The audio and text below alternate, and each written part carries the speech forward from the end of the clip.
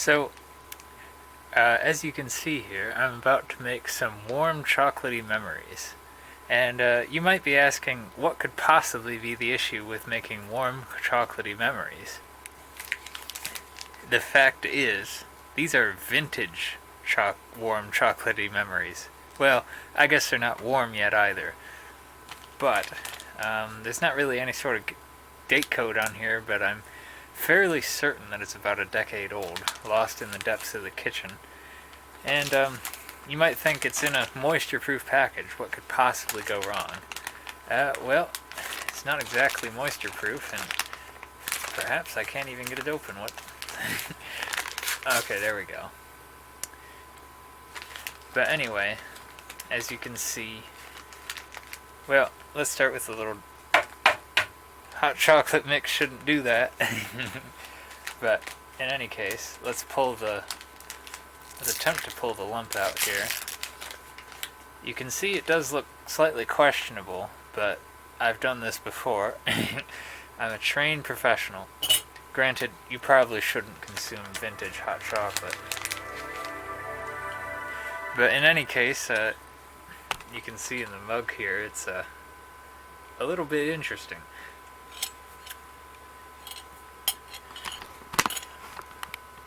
So, let's see how this turns out.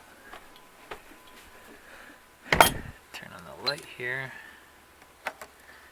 But yes, this is my water cooler I got second hand.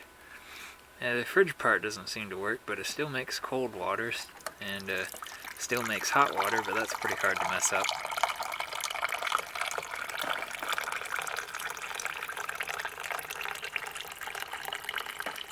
Okay. Better leave me some room to stir that, and I think I've just fogged things up a little bit here. Probably having it within close proximity of that is enough to clear it up, and yes, it was. Okay, so you can see that it's not very mixed. Well, in theory. You can see we still got the lump here, though it's a soft lump now. This is probably one of the most random videos I've made in a while. Though I guess that implies that my videos are generally not random, which might be a stretch.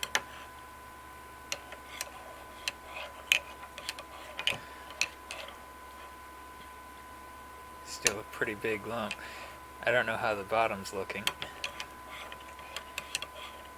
But yes, this is, it was sitting, we have this little shelving thing.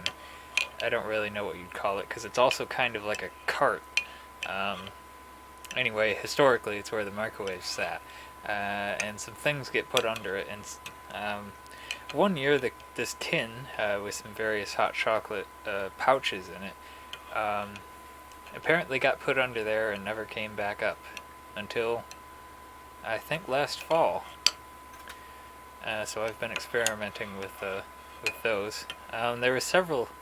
There's a couple in there that were in this paper, plastic, slate metal hybrid pouch, and then there was some.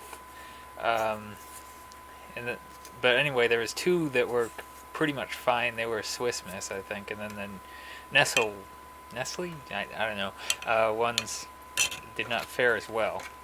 And then there's some foil ones that I have not seen. I've not seen anything like it in the store since those foil ones, probably. But in any case, those foil ones were completely fine. But presumably not the greatest packaging solution in terms of sustainability, though multi-layer packaging in general isn't. However, they do certainly seem to work. In any case, I think we've got this fairly mixed. And one of the reasons that this is slightly questionable, well, besides it having a lot of sugar in it, is because I believe, yes, it certainly must contain dehydrated milk, which milk, although it's dehydrated, is not known for stability, at least over the term of a decade. But it pretty much tastes fine, strangely.